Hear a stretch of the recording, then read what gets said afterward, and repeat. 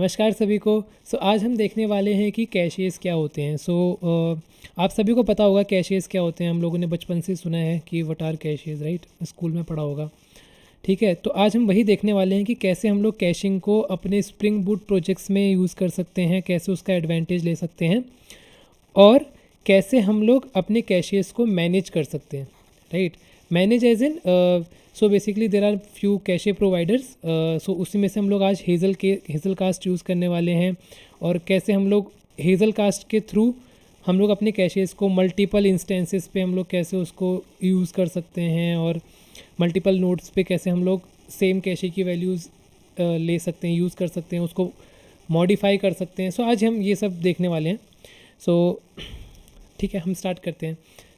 मैं आपको स्टार्टिंग से दिखाऊंगा, स्क्रैच से पूरा एक प्रोजेक्ट बना के सिंपल दिखाऊंगा, एकदम simple as this is a POC, right. ज़्यादा डीप में नहीं घुसेंगे, ठीक है।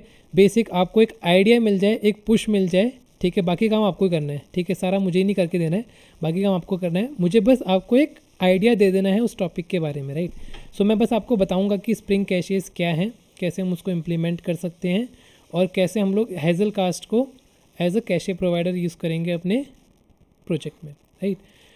ठीक है, हम लोग स्टार्ट करते हैं this official document of spring IO which is regarding caching data with spring, right. अगर आप इस पेज को देखोगे, right, they have mentioned couple of steps there to implement spring caches. But अगर आप देखोगे डॉक्यूमेंट बहुत कॉम्प्लेक्स लगेगा आपको।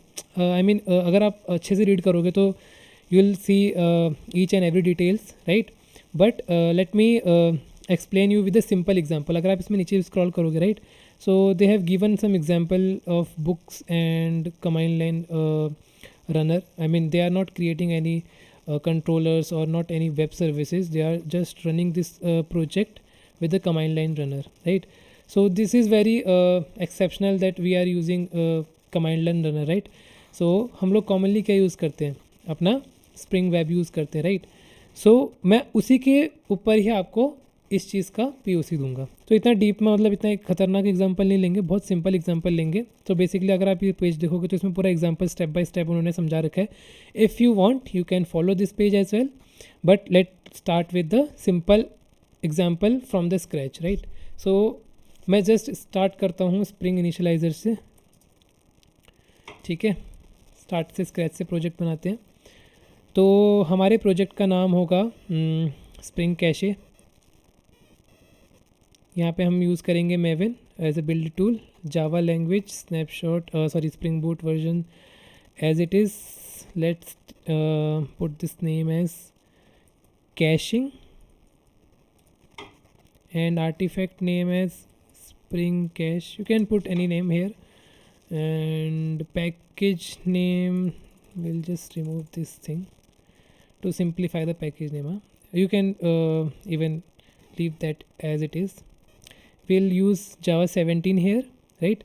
Now in dependencies we need to create spring web application, right. We need this spring web, correct. Okay, so now dependency we have added this spring web. Yeah, so before moving ahead, let's discuss about what is caches, right. And हम लोग कैसे इसको implement करेंगे वो scenario मैं आपको example आपको एक बता दूंगा और उसी के बेसिस पे हम लोग अपना पूरा एप्लीकेशन बनाएंगे, राइट। कैशेस क्या होते हैं, सिंपल अगर डेफिनेशन देखें तो, ठीक है। तो सिंपल डेफिनेशन में अगर मैं बोलूँ, लेमैन लैंग्वेज में अगर मैं बोलूँ, कैशेस क्या हुआ आपका, एक पर टेम्पररी स्टोरेज होता है जहाँ पे हम अपना डेटा स्टोर करके रखते हैं, ठीक है, टू ईज और to increase the efficiency of our read and write operations, right. Not write, we can say only read operations, right. Write we can do, but that's not efficient. For reading it is very efficient. ये तो हो गई technical definition. Easy way में समझाऊँ, easy way में समझाने के लिए मान लो हम लोग जब यहाँ से कोई वेबसाइट खोलते हैं, राइट, ठीक है। हम लोगों ने कोई, मैंने www.google.com खोला या फिर मैंने कोई भी अपनी वेबसाइट खोली, ठीक है। अब मान लो जो ये मेरी वेबसाइट है, ठीक है, ये मेरी वेबसाइट है। मान लो ये जो वेबसाइट है ये यूके के सर्वर पे होस्टेड है, ठीक है, इंडिया के सर्वर पे होस्टेड नहीं है। लेट्स से अज्यूम कि ये यूके के सर्वर पर होस्टेड है, राइट। जैसे ही मैंने ये वेबसाइट हिट करी, राइट, तो आपने नोटिस किया होगा, कभी भी आप कोई नई वेबसाइट पहली बार खोलते हो, राइट, सो वो लोडिंग में बहुत टाइम लगाता है, ठीक है। वो लोडिंग में टाइम क्यों लगाता है? क्योंकि इसी जियोग्राफिकली अगर देखा जाए तो यूके बहुत दूर है इंडिया से, राइट। तो वो क्या करता है, वो जैसे ही मैंने यहाँ से ये एंड पॉइंट हिट किया, वो क्या करेगा, यूके के सर्वर पे रिक्वेस्ट भेजेगा, राइट। और वहाँ से फिर वो रिस्पॉन्स रिटर्न करेगा मेरे क्लाइंट पे, करेक्ट। तो अब यहाँ पे अगर जियोग्राफिकली बात करी जाए तो यूके और इंडिया के बीच में बहुत डिफरेंस है। सो जो रिक्वेस्ट एंड रिस्पॉन्स का टाइमिंग होगा वो ऑब्वियसली बढ़ेगा इन सेंस, ऐसा नहीं होगा कि तुमको 10 सेकंड लग रहे हैं, 20 सेकंड लग रहे हैं पेज खुलने में, ऐसा नहीं बढ़ेगा। मतलब पेज तो तुम्हारा मिली सेकेंड्स में खुल जाएगा, बट बढ़ेगा इन सेंस जहाँ तुम्हारा क्लिक करते ही खुलना चाहिए था वहाँ, अब क्योंकि देखो डेटा मतलब हम लोग यहाँ से रिक्वेस्ट भेज रहे, राइट। तो इतना दूर डिस्टेंस ट्रेवल करने के लिए उसको टाइम तो लगेगा ना, तो वो time with in nano seconds में ये काम होता है। बट हमको क्या लगता है, हमको वहाँ सामने दिखता नहीं है, बट बैकएंड में क्या हो रहा है, यहाँ से रिक्वेस्ट जा रही है यूके में, यूके से रिस्पॉन्स आ रहा है यहाँ पर, राइट। अब ये तो हो गया विदाउट कैशेस, ठीक है। बट अगर आप देखोगे अभी तो देखोगे आप जो हमारे ISPs वगैरह होते हैं, राइट, वो रीजनल होते हैं, ठीक है। इंडिया में बहुत जगह होगा, मुंबई में होगा डेटा सेंटर, एक दिल्ली में डेटा सेंटर होगा, कहाँ डेटा सेंटर होते हैं इनके, और विद इन स्टेट्स भी होते हैं, विद इन सिटीज़ भी होते हैं, ठीक है। तो वो क्यों होते हैं? वो इसलिए होते हैं, मान लो मैंने ये वेबसाइट पहली बार हिट करी थी, तो पहली बार तो वो यूके के सर्वर से लेके आएगा जाकर, ठीक है। बट नेक्स्ट टाइम से क्या होगा, जब मैं कैशेज़ यूज़ करूँगा तो नेक्स्ट टाइम से क्या होगा, जब मैंने हिट करी वो यूके के सर्वर से यहाँ लेकर आया, मेरे को दिखाने से पहले वो क्या करेगा, यहाँ इंडिया में जो डेटा सेंटर या फिर जो भी सर्वर प्रेजेंट है वो पहले उस वेबसाइट को वहाँ स्टोर कर देगा, कैश करके रख देगा, ठीक है। परमानेंट स्टोरेज नहीं होती कैश, ठीक है, हमेशा टेम्प्रेरी स्टोरेज होती है, ठीक है। तो वो क्या करेगा, मेरी वेबसाइट जो मैंने रिक्वेस्ट करी थी वो यहाँ पे कैश में ला के रख देगा। क्यों रखेगा? ताकि मैं अगली बार जब उस वेबसाइट को खोलूँ तो वो विद इन ए सेकेंड खुल जाए, ठीक है, क्योंकि उसको ज़्यादा ट्रैवल करने की ज़रूरत नहीं है, वो इंडिया के डेटा सेंटर से जाके तुरंत लेके आ जाएगा, राइट। तो वहाँ पे क्या होगा, हमारा रिक्वेस्ट एंड रिस्पॉन्स टाइम बहुत ही कम हो जाएगा।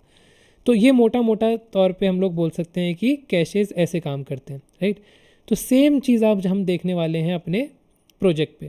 तो आज अपने प्रोजेक्ट में हम लोग क्या करेंगे, एक सिंपल एंड पॉइंट बनाएंगे, ठीक है।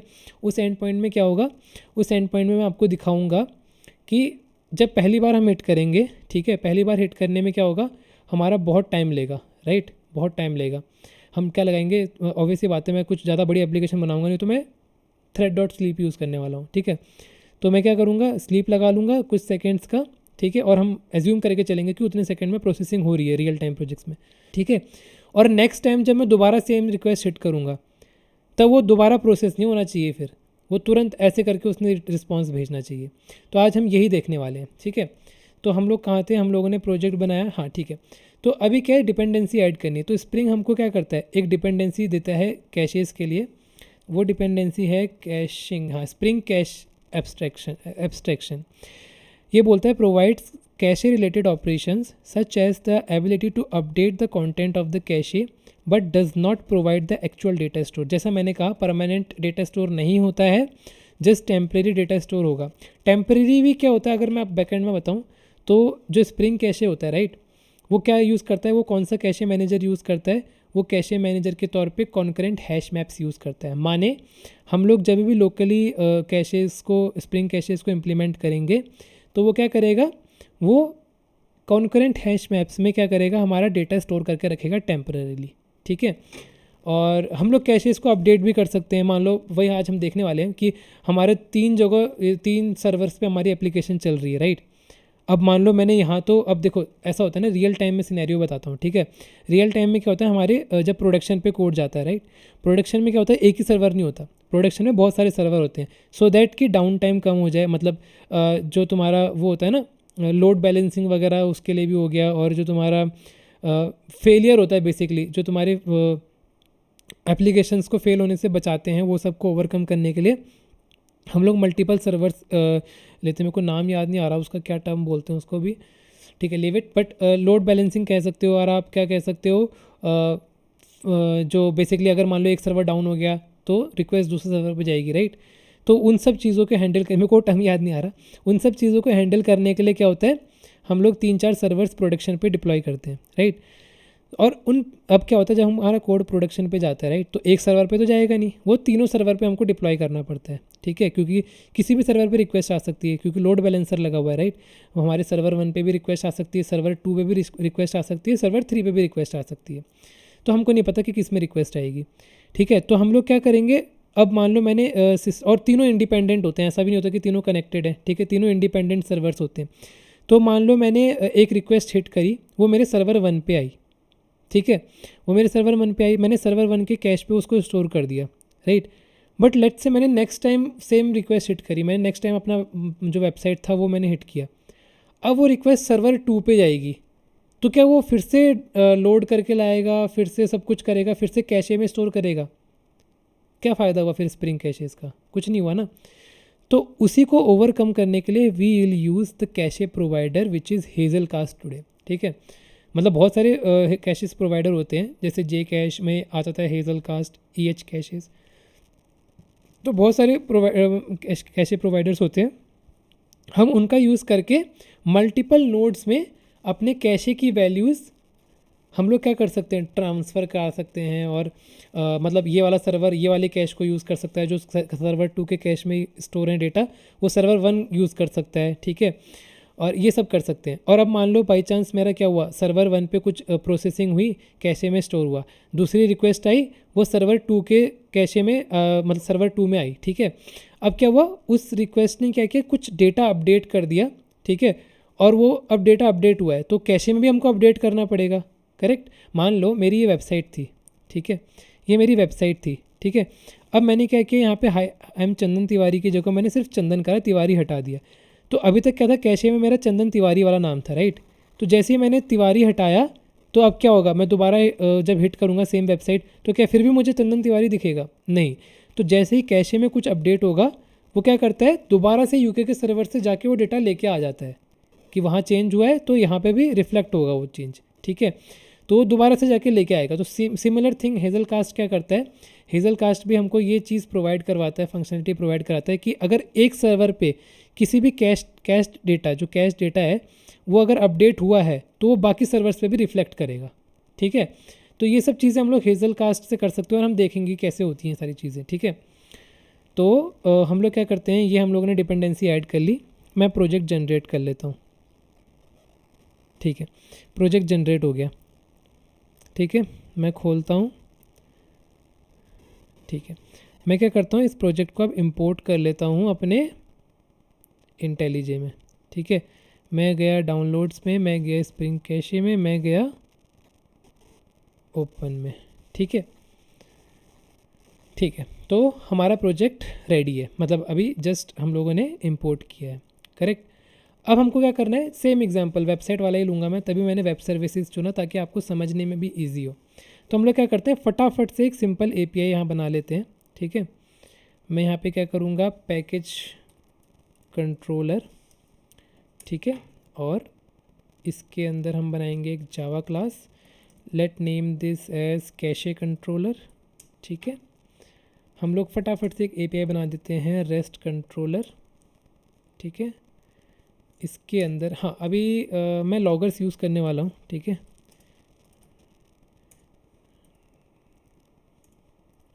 लॉगर्स यूज़ करूँगा, अभी आपको दिखाऊंगा।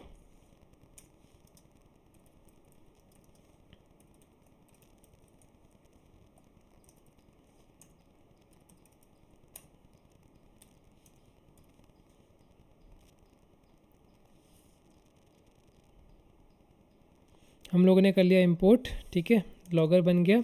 फटाफट से गेट एपीआई बना लेते हैं, ठीक है।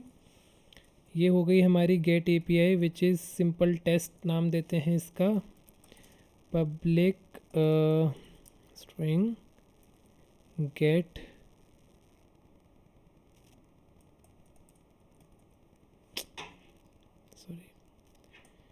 गेट कैशे ले लेते हैं, ठीक है।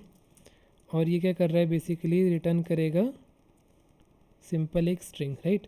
अब मैं क्या करता हूँ, जस्ट समझने के लिए, ठीक है, लॉग्स प्रिंट कर लेता हूँ, ठीक है, inside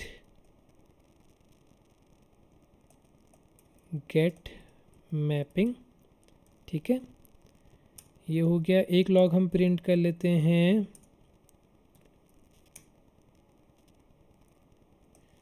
your request has been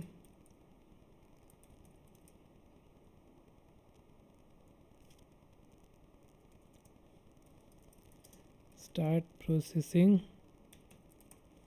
ठीक है, देन यहाँ पे हम लोग क्या कर लेंगे, थ्रेड डॉट स्लीप लगा लेंगे। लेट्स से मैं क्या करूँगा, मान लूँगा लेट्स से 9 सेकेंड्स का लगाते हैं। ठीक है, मैं क्या कर रहा हूँ, मैं यहाँ पे बेसिकली उसको बता रहा हूँ कि भाई यहाँ लॉग आने के बाद, कंपाइलर यहाँ आने के बाद 9 सेकंड वेट करना। रियल टाइम एग्जांपल में क्या होगा, रियल टाइम प्रोजेक्ट्स में क्या होगा, जैसे तुम ये एपीआई कॉल करोगे, इसके अंदर कुछ काम कर रहे होंगे, ठीक है, बिजनेस लॉजिक्स लिखे होंगे, राइट। बट अभी हमारे पास बिजनेस लॉजिक है नहीं, हम इतना डीप में जा नहीं रहे हैं। हम लोग क्या करेंगे, यहाँ पे थ्रेड डॉट स्लीप लगा लेंगे। अब वो जो बिजनेस लॉजिक आपने लिखा होगा उसको भी तो प्रोसेस होने में टाइम लगेगा ना, तो उसकी जगह हम लोग यहाँ पे थ्रेड डॉट स्लीप लगा रहे हैं। आपको चाहिए तो आप यहाँ पे बिजनेस लॉजिक लिख सकते हो। ठीक है, बिजनेस लॉजिक इम्प्लीमेंटेशन। ठीक है, थ्रेड डॉट स्लीप लगाने के बाद एक लॉगर हम लगा देंगे, logger dot info, your data has been processed successfully. ठीक है, ये हम लोगों ने लगा दिया और डेटा प्रोसेस्ड सक्सेसफुली हम लोग क्या करेंगे, रिटर्न कर देंगे। करेक्ट, समझ में आ रहा है? कुछ भी नहीं है इस एपीआई में, बहुत चूरन सी एपीआई है। खाली टेस्ट एक एंड पॉइंट बना रखा है हम लोगों ने, 2 लॉग्स प्रिंट हो रहे हैं, देन वेट हो रहा है और देन उसके बाद लॉग प्रिंट होके रिटर्न हो जा रहा है। ठीक है, चला के भी देख लेते हैं इसको हम लोग। ठीक है, मैंने किया इसको रन।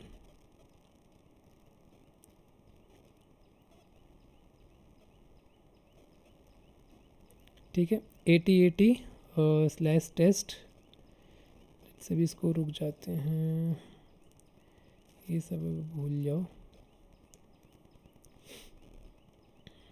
ठीक है, तो आपने देखा कितना टाइम लगा इसको, 9 सेकेंड लगा, राइट। तो क्या हुआ, मैं आपको यहाँ लॉग्स दिखाता हूँ। जैसे ही यहाँ पे मैंने रिक्वेस्ट हिट करी, क्या बोला, inside get mapping your request starts processing, then 9 second wait किया। अगर आप देखोगे तो यहाँ पर क्या टाइम था, 14:27:9 और नेक्स्ट लॉग का प्रिंट हुआ 14:27:18, 9 सेकेंड के बाद। ठीक है, और अगर यहाँ पोस्टमैन में भी देखोगे तो यहाँ पर क्या हो जाएगा, यहाँ पे 9 सेकेंड का आपको टाइम दिख रहा है। ठीक है, कि इतना इसको प्रोसेस होने में लगा।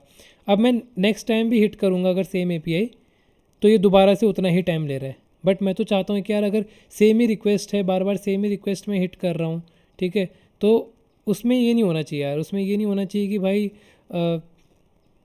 यहाँ पर बार बार 9 सेकंड का वो वेट करे और हम लोग परेशान हो जाएं। ठीक है, इतना टाइम लेगा, तो वो चीज़ हम नहीं चाह रहे थे। ठीक है, तो उसके लिए हम लोग क्या करते हैं, स्प्रिंग कैशेस इम्प्लीमेंट करते हैं। ठीक है, डिपेंडेंसी हमने ऑलरेडी ऐड कर दी है। डिपेंडेंसी ऐड कर दी है मतलब वो ऑटोमेटिकली काम नहीं करेगा, डिपेंडेंसी ऐड करिए करके हमको उसको एनेबल करना पड़ेगा। ठीक है, उसको एनेबल करने के लिए हम लोग क्या करेंगे, एक एनोटेशन होती है एनेबल कैशिंग, इसको यूज़ करेंगे। ठीक है, क्या अब मैंने इसको ऐड किया तो क्या अभी काम करेगा, लेट्स सी। ठीक है, अब हम देखते हैं कि ये काम करेगा या नहीं करेगा। ठीक है जी, रन हो गया है एप्लीकेशन। ठीक है, पहली बार 9 सेकंड लेगा, टोटली एग्री।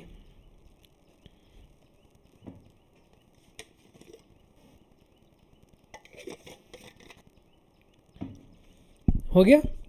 बट अब नेक्स्ट टाइम मैं अगर प्रेस करता हूँ तो क्या ये 9 सेकंड लेगा या विद इन मिली सेकेंड से काम ख़त्म कर देगा, लेट्स सी। ओहो, ये तो फिर से 9 सेकंड लेने लग गया। इसका मतलब अभी भी हमारी कैशिंग मैकेनिज़्म काम नहीं कर रही है।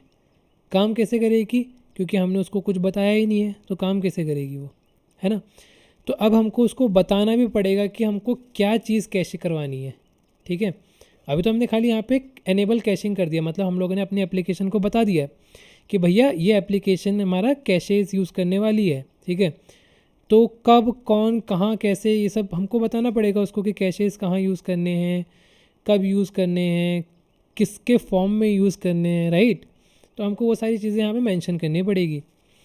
तो अब मान लो उससे पहले एक छोटी सी क्वेश्चन मैं आप लोगों से पूछता हूँ, ठीक है।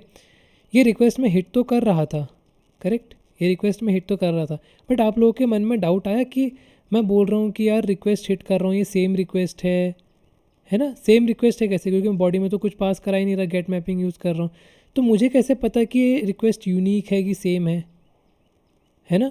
मतलब ये है कि मैं जब भी एंड पॉइंट हिट कर रहा हूँ, मेरे पास तो कोई पैरामीटर्स ही नहीं है उसको पता लगाने के लिए कि यार ये रिक्वेस्ट सेम है कि यूनिक है, राइट।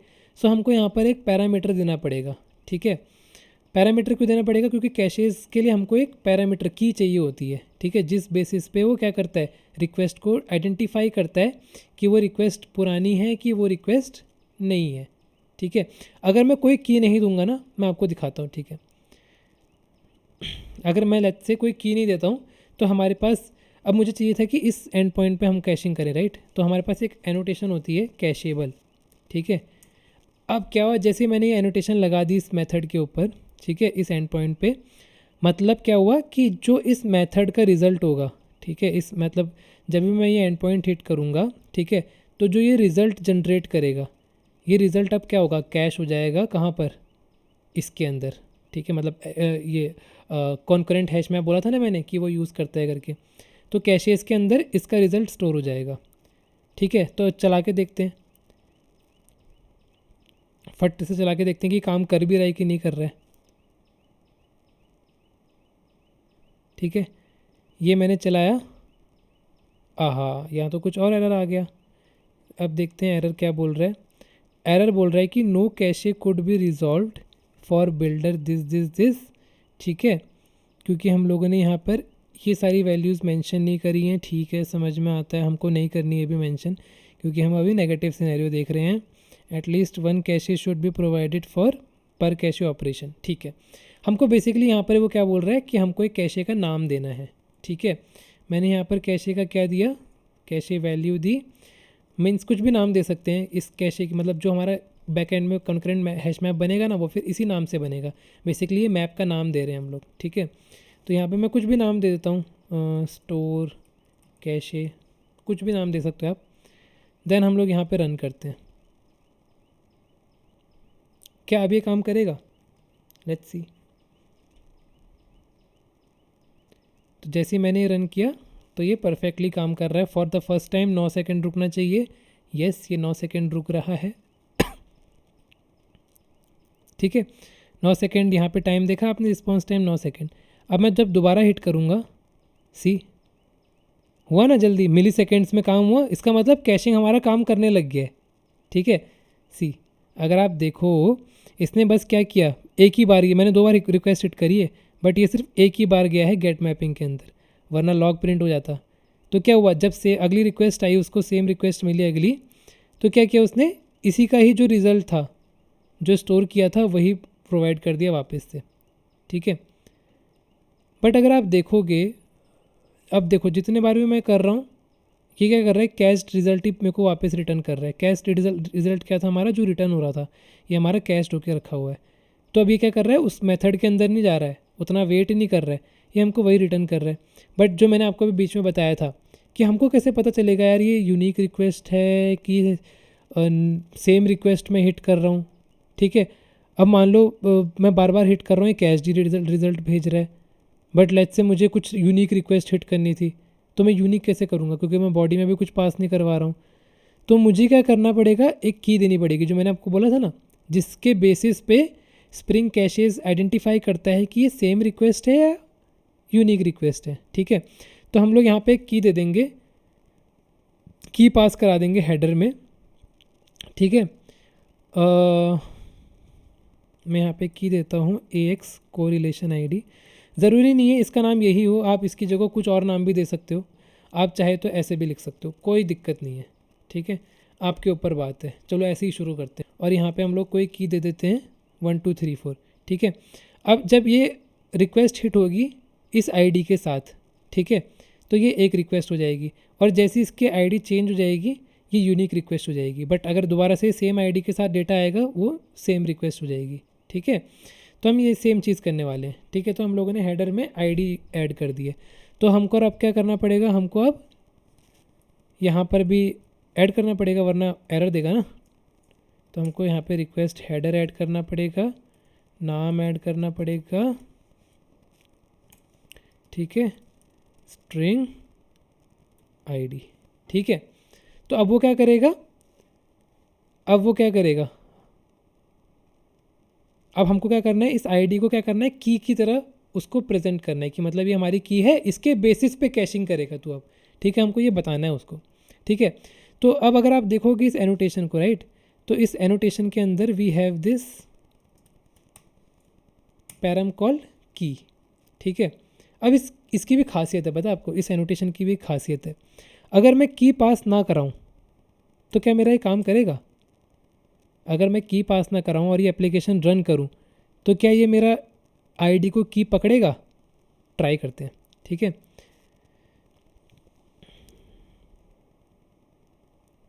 तो हम लोगों ने एप्लीकेशन रन करी, ठीक है। मैंने एप्लीकेशन रन करी, हिट करी, फर्स्ट टाइम में क्या हुआ, 9 सेकंड वेट करेगा, जो कि भैया एक्सपेक्टेड है, ठीक है। बट नेक्स्ट टाइम पे 9 सेकंड यू वेट नहीं करना चाहिए, ठीक है। ये भी हमारा पहले ये 9 सेकंड वेट किया, नेक्स्ट टाइम पे 9 सेकंड वेट नहीं कर रहा था, ये अभी तक हम करते हुए आ रहे थे, ठीक है। ये स्प्रिंग कैशिंग चल रहा था अभी तक, ठीक है।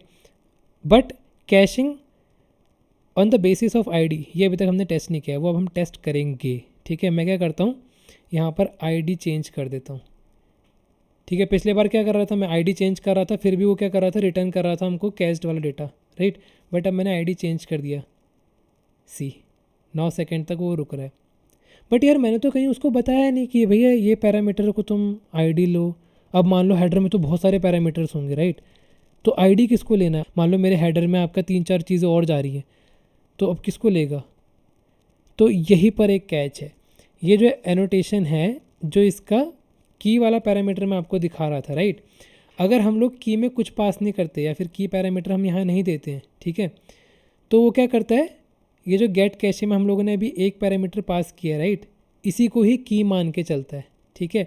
अगर मैं यहाँ पर कुछ भी पास नहीं करता तो वो एरर देता क्या, एरर नहीं देता, मतलब वो क्या करता, हमारा नॉर्मल स्प्रिंग कैश की तरह काम करता है विदाउट की। मतलब कोई भी रिक्वेस्ट हिट कर लो आप, कितने भी आईडी चेंज करके कर लो, वो कैश वाला डेटा ही हमको रिटर्न करता, ठीक है।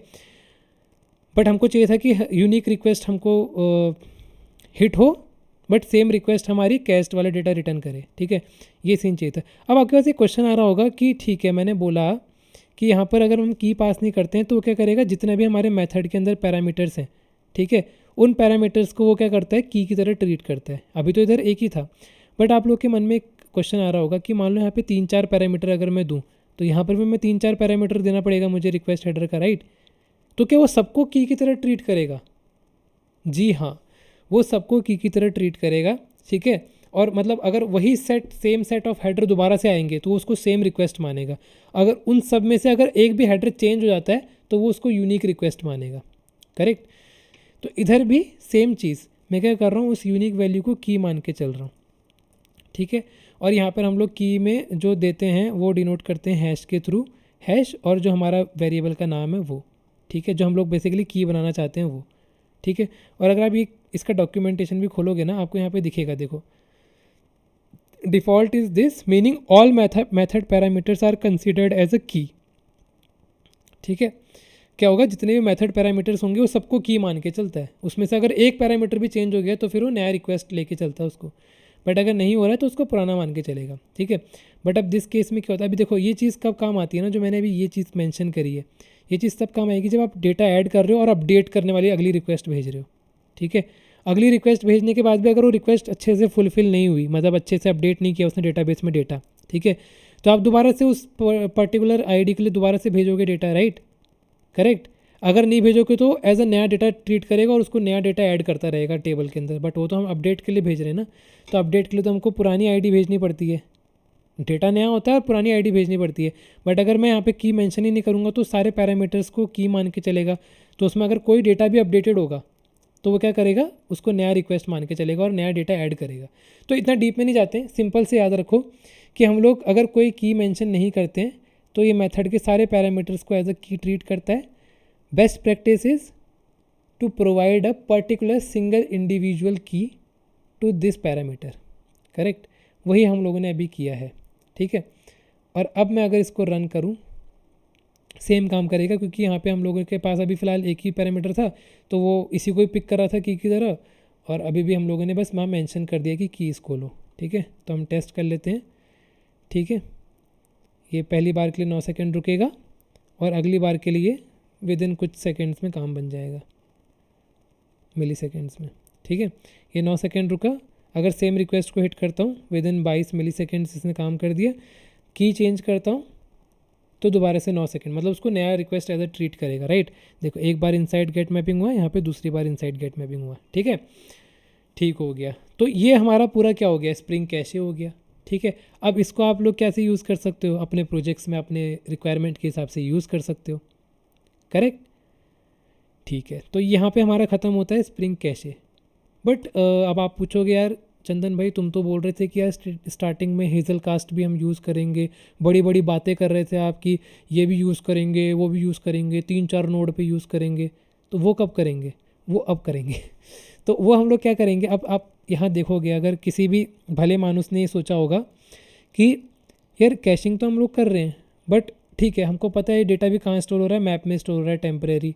ठीक है, और हमको ये भी पता है कि हम लोग एप्लीकेशन रीस्टार्ट कर देंगे तो एप्लीकेशन जब बंद होगा तो डेटा सारा फ्लश हो जाएगा। ठीक है भाई।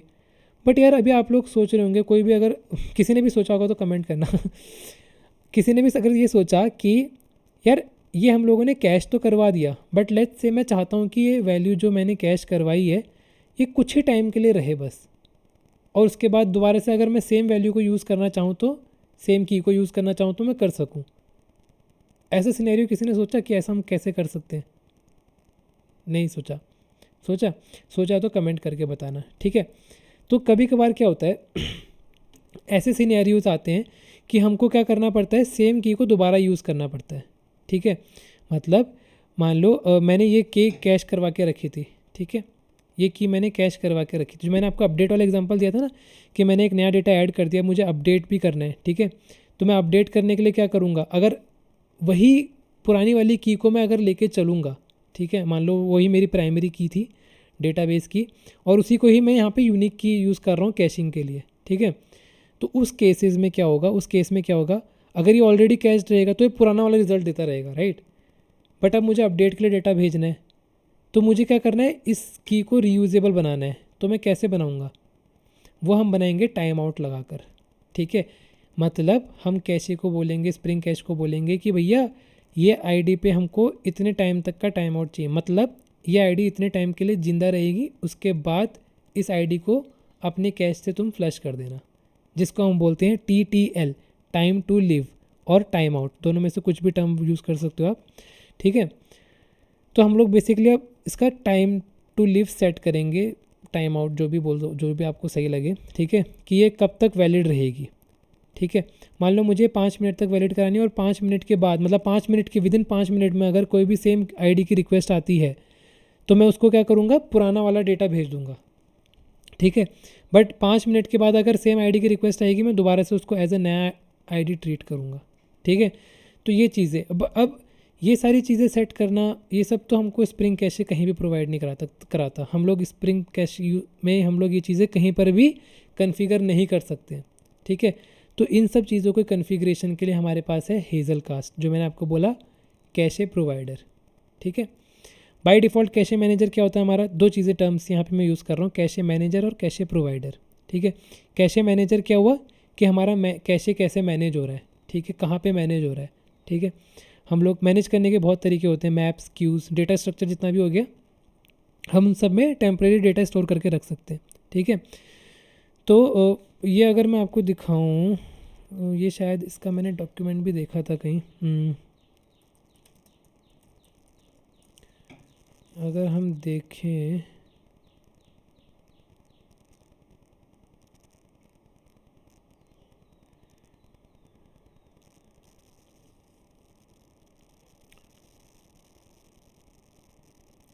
मैंने एक बहुत सही लिस्ट देखी थी, मैं अगर मुझे वो लिंक मिलेगा ना, मैं डिस्क्रिप्शन में अटैच कर दूंगा। ठीक है। उस लिस्ट में उसमें क्या मेंशन था, जितने भी डेटा स्ट्रक्चर जिससे हम लोग कैशे मैनेज कर सकते हैं, राइट। तो उसमें सबकी लिस्ट थी। अभी मिल नहीं रहा मेरे को, मैं बाद में अटैच कर दूंगा, डिस्क्रिप्शन में आपको मिल जाएगा वो लिंक, ठीक है। तो उसमें आप देख सकते हो हम लोग मैप्स में स्टोर कर सकते हैं, क्यूज़ में स्टोर कर सकते हैं, लिस्ट में स्टोर कर सकते हैं data, right. Temporary data store करना है तो ये सब चीज़ें स्टोर कर सकते हैं। तो कैशे मैनेजर क्या हो गया हमारा, किस में हमको डेटा स्टोर करना है। कैशे प्रोवाइडर क्या हो गया, जो हमारी सारी कॉन्फ़िगरेशंस हैंडल करता है कैशिंग मैकेनिज्म के लिए, ठीक है। जैसे for now we are using Hazelcast here, ठीक है। अब हेज़ल कास्ट क्या है, जैसा मैंने बताया it's a common J cache provider, ठीक है। क्यों यूज़ होता है, ये यूज़ होता है आपका कैशेज़ को मैनेज करने के लिए, हम लोग कह सकते हैं। मैनेज एज इन उसकी कॉन्फ़िगरेशंस, उसकी सेटिंग्स, कैसे हम लोग कैशेज़ को एक नोड से दूसरे नोड पे यूज़ कर सकते हैं। याद है स्टार्टिंग में मैंने प्रोडक्शन में 3 सर्वर्स का एग्जांपल दिया था, राइट। तो ये सारी चीज़ें हम लोग किससे करते हैं, हेज़ल कास्ट के थ्रू करेंगे, ठीक है। तो अब हम करने वाले हैं वही काम। मतलब 2 चीज़ें देखेंगे हम यहाँ पर। 2 चीज़ें क्या देखेंगे, पहले तो हम देखेंगे कि इस आईडी का टाइम आउट कैसे सेट करेंगे यूजिंग हेज़ल कास्ट। दूसरी चीज़ हम देखने वाले हैं आज कि हम लोग कैसे मल्टीपल नोड्स पे एक कैशे की वैल्यू मतलब दूसरे नोड पे यूज़ कर सकते हैं कैसे। तो वो सारी चीज़ें देखेंगे। मतलब मैं तीन चार जगह अपनी सर्विस चला दूंगा, ठीक है।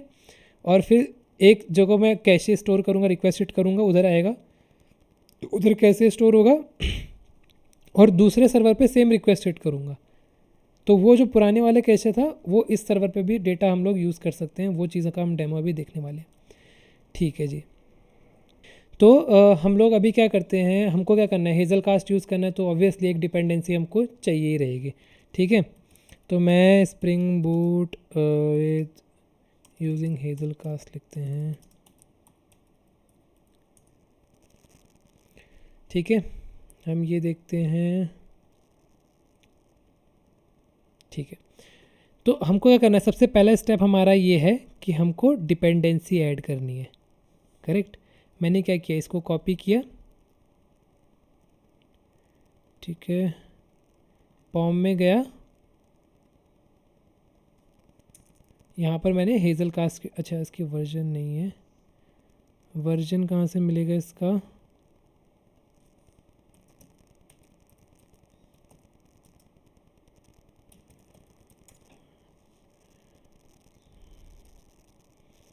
इसका वर्जन है 4.2.7, 4.2.7, ठीक है। तो इसका वर्जन हम यहाँ से लेते हैं 4.2.7। अच्छा, ये जो मैंने वेबसाइट दिखाई आपको, ये website basically the official website है हेज़ल कास्ट की। सो अगर आप पढ़ना चाहते हो, अच्छे से चीज़ें समझना चाहते हो, तो यहाँ से समझ सकते हो। बट आपको यार ये बहुत टफ लगेगा, मैं आपको इजी वे में समझाता हूँ, ठीक है। बट अगर किसी को रेफ़र करना है तो they can refer this official doc from Hazelcast, ठीक है। तो हम लोगों ने क्या किया, यहाँ पर डिपेंडेंसी ऐड कर ली है, ठीक है। तो क्या अब डिपेंडेंसी सिर्फ ऐड करने से मेरा काम बन जाएगा, क्या लगता है कि अगर मैं डिपेंडेंसी ऐड कर रहा हूँ तो क्या मेरा मल्टीपल नोड्स में, हम लोग पहले मल्टीपल नोड्स देखेंगे, ठीक है, उसके बाद हम वो वाला चीज़ देखेंगे। तो क्या मैं जैसी डिपेंडेंसी ऐड कर रहा हूँ, तो क्या मैं अगर अलग अलग जगह ये चीज़ एप्लीकेशन चलाऊँ अपनी, तो क्या ये चलेगा, क्या ये एप्लीकेशन, मतलब जो मैंने आपको सिनेरियो बताया था कि अगर मैं 3 जगह एप्लीकेशन चला रहा हूँ तो क्या मेरा कैश होकर दूसरे में रिफ्लेक्ट करेगा, ये सब होगा, क्या वो लगता है, करके देखें, ठीक है। तो अब इसको 3 जगह चलाने के लिए व्हाट वी नीड टू, पहले हम चेक कर लेते हैं कोई एरर तो नहीं इसमें। तो अब हमको 3 सर्वर्स पे चलाने के लिए क्या चाहिए, अभी हमारे पास तो 3 सर्वर है नहीं, तो हम लोग क्या करेंगे, ठीक है, एप्लीकेशन सही से काम कर रही है, मतलब सही चल रही है। अगर मैं देखूँ 9 सेकंड और वो होना चाहिए, ठीक है। तब तक मैं आपको बताता हूँ कि अभी हमारे पास 3 सर्वर नहीं है, राइट। तो हम क्या करेंगे, सेम एप्लीकेशन को अलग अलग पोर्ट्स पे चला सकते हैं, वो तो कर ही सकते हैं ना, अलग अलग पोर्ट पे चला लेंगे सेम एप्लीकेशन को, ठीक है। देखो एप्लीकेशन अभी सही से काम कर रही है, कोई इशू नहीं है, ठीक है। बट अब हमको सेम ही एप्लीकेशन को 3 सर्वर पे चला के देखना है और वो सिनेरियो टेस्ट करना है कि अगर मैं एक सर्वर पे, एक पोर्ट पे जो रिक्वेस्ट हिट कर रहा हूँ, उसका कैश डेटा मुझे दूसरे पोर्ट पे मिल रहा है कि नहीं मिल रहा, हमको वो चेक करना है, ठीक है। तो मैं यहाँ पर एप्लीकेशन स्टॉप करता हूँ। मेरे पास जार नहीं है तो we need to create a jar, jar बनाने के लिए you can just simply run Maven clean install. ठीक है, इसको रन करते ही क्या होगा, आपकी जार रेडी हो जाएगी और उस जार को फिर हम डिप्लॉय करेंगे अलग अलग पोर्ट्स पे। तो अगर आप टारगेट फोल्डर पे देखो तो आपको ये जार मिल गई। ठीक है, आपको ये जार मिली। अब हमको ये जार रन करनी है। अपना अपना टर्मिनल खोलो, cd करो टारगेट के अंदर। ठीक है, ठीक है, ये हम लोगों ने कमांड डाली। ठीक है, मेरे पास कमांड पड़ी हुई थी, मैंने कॉपी पेस्ट करा। स्प्रिंग कैशे 001 स्नैपशॉट डॉट चार सर्वर 8080 पे पहले हम चलाते हैं। ठीक है, मैंने 8080 पे चलाया।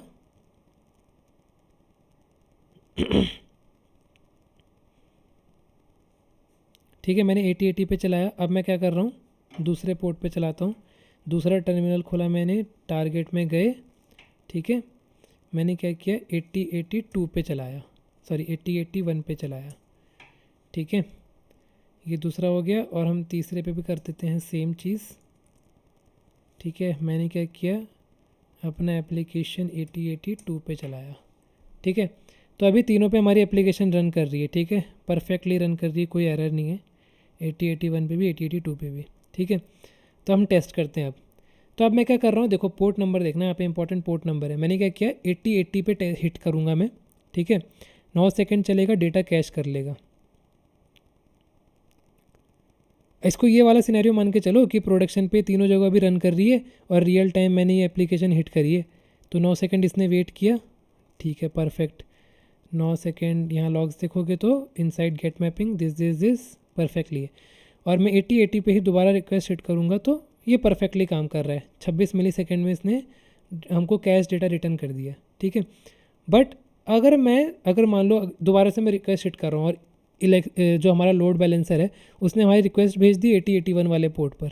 ठीक है, तो क्या ये मेरे को अब कैश वाला रिक्वेस्ट देगा, डेटा देगा? चेक करते हैं। अरे ये तो फिर से 9 सेकंड चल रहा है, ये तो काम करा ही नहीं इसने। तो इसका मतलब हेजल कास्ट डिपेंडेंसी डालने का तो कोई फ़ायदा नहीं हुआ हमारे पास, है ना। ये देखो, इस पर काम करेगा, एक बार चल गया तो उस पर काम करेगा। सेम चीज़ 8082 पे काम नहीं करेगा, फिर 9 सेकंड रुक रहा है। तो हमने क्या किया, डिपेंडेंसी ऐड करी है। हमको अब बताना भी तो पड़ेगा ना भाई उसको कि भाई हमको चाहिए क्या, हमारी रिक्वायरमेंट क्या थी, हमको वो बताना भी तो पड़ेगा। तो उसके लिए हमको क्या करना है, उसके लिए हमको क्या मिलेगा, हमको एक YAML ऐड करनी है, hazelcast.yaml, जिसके अंदर हमको कॉन्फ़िगरेशंस मेंशन करने हैं। ठीक है, तो YAML कहाँ से लूँ मैं? ठीक है, यहाँ से मिल जाएगी थी सी।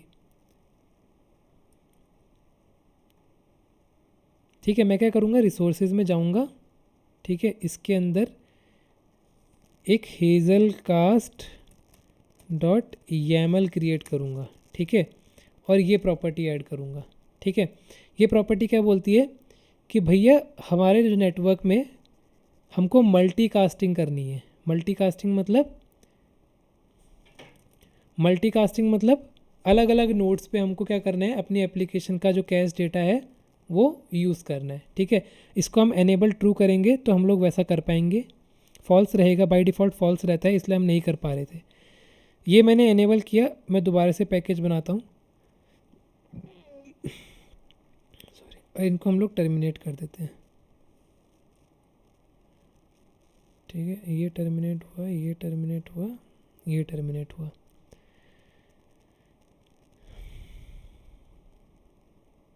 ठीक है, नया पैकेज बन गया। अब उसको रन करते हैं। ये रन हो गया, सॉरी। ठीक है, हम दोबारा से काट लेते हैं, दोबारा से करते हैं। दोबारा टर्मिनल खोलते हैं, cd टारगेट करते हैं। ठीक है, और 8080 पे एक रन करेंगे। ठीक है, दोबारा से cd करेंगे। आई थिंक वो फोल्डर डिलीट हुआ और नया बना, तब उसकी वजह से नहीं रीड कर पाया। ठीक है, और यहाँ पर एक और cd करेंगे। 8082 करेंगे।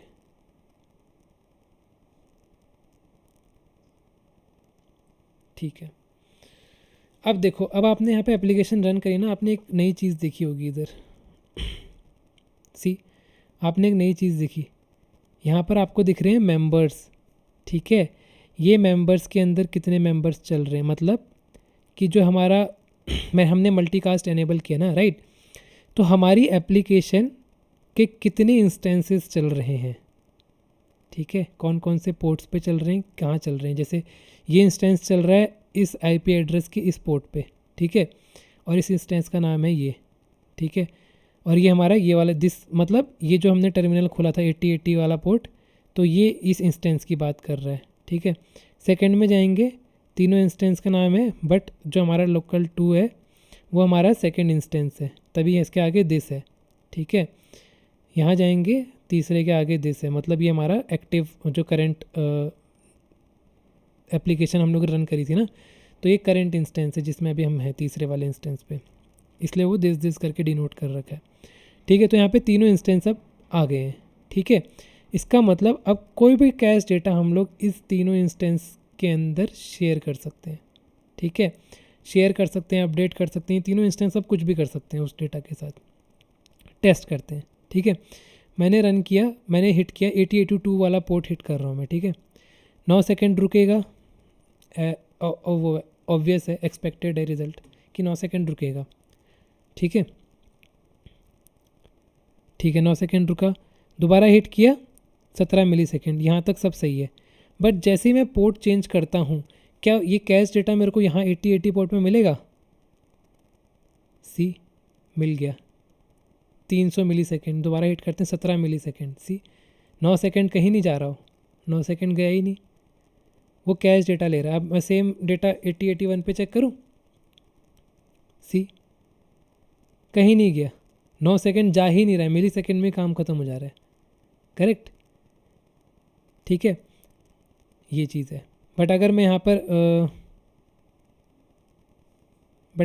पर क्या करूँ, यहाँ पर मैं आईडी चेंज कर दूँ, 8081 में आईडी चेंज कर रहा हूँ मैं, मतलब नया रिक्वेस्ट हिट कर रहा हूँ, तो 9 सेकेंड रुकेगा। ठीक है, बट अभी सेम आईडी मैं दूसरे वाले पोर्ट पे भी यूज़ कर सकता हूँ। ठीक है, तो हम लोग 8081 पे थे इस आईडी के साथ, 1 2 3 4 5, 8082 पे जाएंगे सेम आईडी के साथ, कैश डेटा 20 मिली सेकेंड में मिल गया हमको। सी, हुआ ना, कितना सुपर फास्ट काम हुआ। मतलब एक जगह कैश डेटा बाकी एप्लीकेशंस में भी यूज़ कर सकते हैं। ठीक है, तो ये हेज़ल कास्ट के थ्रू हम लोग ये चीज़ अचीव कर पा रहे हैं। ठीक है, सेकेंड चीज़ मैंने बोली थी कि हम लोग टाइम आउट सेट कर सकते हैं, टाइम टू लिव, मतलब इस आईडी का टाइम आउट सेट कर सकते हैं। ठीक है, अब वो कैसे करेंगे? ठीक है, कुछ भी नहीं करना है, बहुत सिंपल है।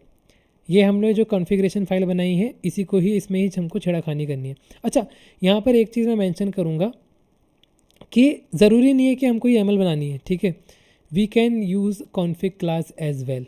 ठीक है, ज़रूरी नहीं है कि हमको ये एमएल में ही कॉन्फ़िगरेशंस पास करानी है। लेट्स से मैं ये एमएल नहीं पास कराना चाहता, तो मैं क्या करूँगा, कॉन्फ़िगरेशन क्लास बनाऊँगा, वहाँ पर मैं हेज़ल कास्ट इंस्टेंस का एक ऑब्जेक्ट बनाऊँगा।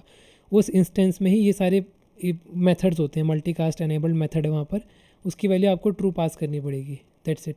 वैसे ही टाइम टू लिव की वैल्यू भी आपको वहाँ सेट करनी पड़ेगी, तो वो मेथड्स में चलेगा क्योंकि क्लास बना रहे हैं। YAML ईजी रहती है, कॉन्फ़िगरेशन के मामले में मेंटेनेंस ईजी रहता है, इसलिए हम लोग YAML यूज़ कर रहे हैं। ठीक है, अब हमको टाइम टू लिव सेट करना है, राइट। तो मैं यहाँ पे चेक करता हूँ,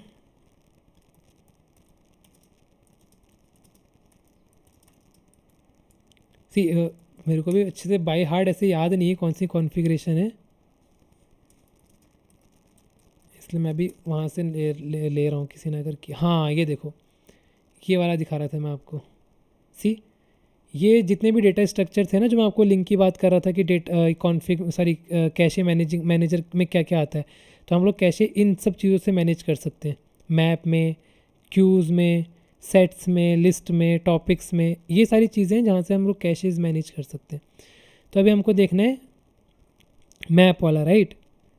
अच्छा, इसमें तो सिर्फ थ्योरी लिखी हुई है, कहाँ मिलेगा भाई?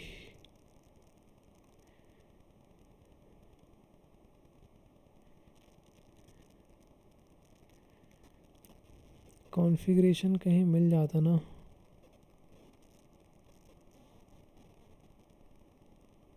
सी, ठीक है, यहाँ पर हमको कॉन्फ़िगरेशन मिल गई है। मैंने ऊपर वाला इसलिए नहीं लिया ना क्योंकि मेरे को ये सब भी समझाना है, पॉलिसीज़ वगैरह पर नोड। ठीक है, हम ये उठाएंगे, हम ये चीज़ डिस्कस करेंगे अभी। ठीक है, ये हमने ट्रू रखा था। सेकंड प्रॉपर्टी हमने ऐड करी मैप, क्योंकि हमारा मैप यूज़ कर हम लोग हेज़ल कास्ट यूज़ कर रहे हैं, राइट। और हेज़ल कास्ट इनबिल्ट क्या यूज़ करता है, कॉन्करेंट हैश मैप से यूज़ करता है मैनेज करने के लिए। ठीक है, और जो मैंने यहाँ पे आपको दिखाया था ना कैशेबल के अंदर, यहाँ पे हम वैल्यू डाल रहे थे, ये मैप का नाम होता है। तो हम लोग बेसिकली क्या कर रहे हैं, कस्टम मैप्स बना रहे हैं इधर। ठीक है, ठीक है जी। तो यहाँ पर बेसिकली हम लोगों ने जैसे मान लो यहाँ पे map default time to leave दे रखा है, इसका मतलब 60 सेकेंड्स। 60 सेकेंड्स तक वो क्या करेगा, इस वैल्यू को एक्टिव रखेगा। मतलब 1 मिनट तक क्या होगा, ये 1 मिनट के अंदर अंदर अगर दोबारा ये रिक्वेस्ट हिट होती है तो वो कैश डेटा देगा उसको। ठीक है, उसको प्रोसेस दोबारा नहीं करेगा। बट 1 मिनट के बाद अगर ये वैल्यू हिट होती है तो वो क्या करेगा, उसको as a new request treat करेगा।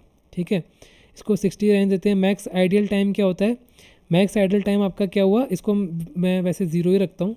ये बेसिकली वेट टाइम है, मतलब कब हम लोग वो चीज़ अप्लाई करेंगे। ठीक है, इविक्शन पॉलिसी कि कैसे डेटा हटना चाहिए। ठीक है, LRU मतलब लीस्ट रिसेंटली यूज़। ठीक है, एक LFU भी होता है, लीस्ट फ्रिक्वेंटली यूज्ड। ठीक है, एक वो होता है, एक LRU होता है, दो का मुझे आइडिया है। LRU मतलब लीस्ट रिसेंटली यूज्ड, मतलब जो लास्ट रिसेंटली बेसिकली जो यूज्ड हुआ है कैश डेटा, जिसमें कैश हुआ है, कैशिंग हुई है जिसकी लास्ट डेटा की, हम लोग उसके बेसिस पे हम लोग यहाँ से इविक्शन हटा सकते हैं। पर नोड, हर नोड से हटा सकते हैं। वैसे ये ज़रूरी नहीं है, इसको हम अगर चाहें तो यहाँ से हम लोग ये कॉन्फ़िगरेशंस हम हटा सकते हैं। साइज़ बेसिकली जो हमारा मैप है इसका साइज़ है। ठीक है, इसमें इतना कैश डेटा आ सकता है करके। सिर्फ TTL सेट करने के लिए हमको ये सब की ज़रूरत नहीं है, मुझे बस आपको दिखाना था कि इविक्शन पॉलिसी और ये सब क्या है। इस सब की ज़रूरत नहीं, तो इसको फ़िलहाल के लिए हम लोग डेमो में हटा देते हैं। ठीक है जी, मैंने सिर्फ 60 सेकेंड्स रखा है। अब मैं क्या करता हूँ, एप्लीकेशन रन करता हूँ। Let me first stop this instances here, इनको स्टॉप कर लेता हूँ और लोकल में रन करता हूँ। वो तो काम कर रहा है, उसका बार बार चेक करने की ज़रूरत नहीं है। हम जस्ट उसका जो TTL है वो चेक करते हैं कि वो हमारा काम कर रहा है नहीं कर रहा। ठीक है, अभी मान लो जैसे मैंने ये सिंपल एप्लीकेशन रन करी तो एक ही इंस्टेंसेस का, राइट। तो यहाँ पे एक ही चीज़ आई है। ठीक है जी, अब यहाँ पे 60 सेकेंड्स हमने दे रखा है, right. Time to leave seconds था। ठीक है, 60 सेकेंड्स दिए। मैं क्या कर रहा हूँ, 80 वाला पोर्ट हिट करूँगा विद दिस ID। ठीक है, इस ID के साथ मैं 80 हिट कर रहा हूँ। Inside get mapping start processing, 9 second wait कर रहा है। 9 सेकेंड वेट करने के बाद क्या हुआ, डेटा प्रोसेस सक्सेसफुली। दोबारा हिट करूँगा, विद इन मिली सेकेंड्स आ रहा है। अब क्या करना है मुझे, अब मुझे 1 मिनट तक वेट करना है, क्योंकि मैंने 60 सेकेंड्स वहाँ दिया है ना। 60 सेकेंड्स तक, 60 सेकेंड के अंदर मैं जितनी बार भी इसको हिट करूँगा ना, ये मिली सेकेंड्स में रन होगा। ठीक है, जैसे 60 सेकेंड्स हो जाएंगे, मतलब 15-5, टाइम क्या हो रहा है 3-5, तो जब 3-6 हो जाएंगे उसके बाद हिट करके हम देखते हैं कि ये 9 सेकेंड रन करेगा या फिर तुरंत ही जो कैश डेटा है उसी को ही रिटर्न कर देगा। से 3-6 हो गया।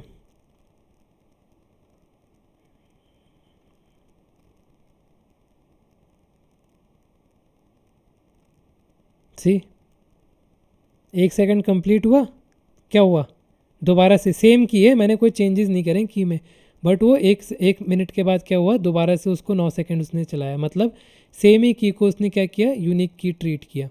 तो हम लोग TTL यहाँ पर ज़रूरी नहीं है 1 मिनट का, तो तुम 1 दिन का दे सकते हो, तुम 1 हफ्ते का दे दो। मतलब 1 हफ्ते के अंदर वो रिक्वेस्ट आ रही है तो तुम क्या कर सकते हो, उसको सेम रिक्वेस्ट ट्रीट कर सकते हो। 1 हफ्ते के बाद उसको तुम क्या कर सकते हो, as a new request treat कर सकते हो। ठीक है, तो ये था हमारा हेज़ल कास्ट कॉन्फ़िगरेशंस, कैसे हम हेज़ल कास्ट के थ्रू कॉन्फ़िगरेशन सेट करते हैं, कैसे हम मल्टीपल नोड्स के बीच में अपना कैशे डेटा जो होता है, कैश्ड डेटा है हमारा, वो सब हम ले जाते हैं। अभी बहुत सारी एनोटेशंस होती हैं इसमें, कैशे पुट हो गया, कैशे इविक्ट हो गया। ठीक है, ये सारी एनोटेशंस होती हैं। कैशे पुट क्या करता है, कैशे पुट हमारा क्या करेगा, जो मैंने आपको बताया ना, कैशे अगर मुझे अपडेट करना है, अगर मेरा डेटा कहीं पे भी अपडेट हुआ है तो ऑटोमेटिकली सारे नोड्स पे अपडेट हो जाएगा। तो उसके लिए @कैशे इविक्ट करके एक वो होता है, एनोटेशन होता है, सॉरी कैशे पुट, गलत बोल रहा हूँ, कैशे पुट करके एनोटेशन होता है, उसके थ्रू हम डेटा अपडेट कर सकते हैं। ठीक है, इविक्शन पॉलिसी बता दी, मैप्स बता दिए, TTL बता दिया। सो ये बेसिक एक ओवरव्यू था कैसे हम लोग स्प्रिंग कैशे यूज़ कर सकते हैं यूजिंग हेज़ल कास्ट। किसी को भी कोई भी डाउट होगा कमेंट में पूछना, ट्राई करके देखना। ये कोड गिटहब में मैं अपलोड कर दूंगा, लिंक डिस्क्रिप्शन में मिल जाएगा।